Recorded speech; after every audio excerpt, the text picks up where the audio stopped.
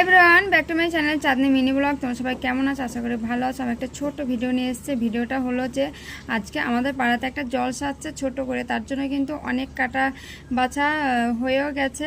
আর ওই যে দূরে দেখছো ওটা হলো প্যান্ডেল, মানে যেখানে বসে আমাদের মৌলবী সাহেবরা মানে জলসা করবে, মানে জলসা করবে। তো যাই হোক, দুপুরেতে কিন্তু রান্না চাপিয়ে দিচ্ছে, কারণ প্রচুর রান্না করতে হবে তার জন্য। আর এটা হলো যে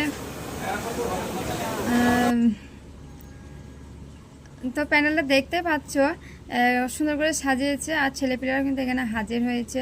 তো আমি ভাবলাম একটু ক্যামেরা করেই নিয়ে আমি তোমাদের মাঝে দিয়েই দিই ভিডিওটা, তার জন্য ভিডিও করেছি। ওই যে দূরে রান্না হচ্ছে, মানে দূর থেকে একবার দেখালাম কোথায় রান্না হচ্ছে। আর গ্রামটা হলো শ্রীকণ্ঠপুর, আর শ্রীকণ্ঠপুরে আমাদের পাড়াতে কিন্তু জলসাটা। এটা হলো রাতের ভিডিও, মানে অনেক কিছু বিক্রিও করতে এসেছিলো এখানে, মানে জলসা যেহেতু অনেক লোক হবে তার জন্য কিন্তু সেখানে অনেক কিছু বিক্রিও করে। তো অনেক কিছু এসেছিলো বিক্রিও করতে। তো এখানে এখনও আমাদের রান্না চলছে, সে দুপুর থেকে রান্না চলছে, কারণ বললাম না প্রচুর মানুষ হয় জলসার মধ্যে।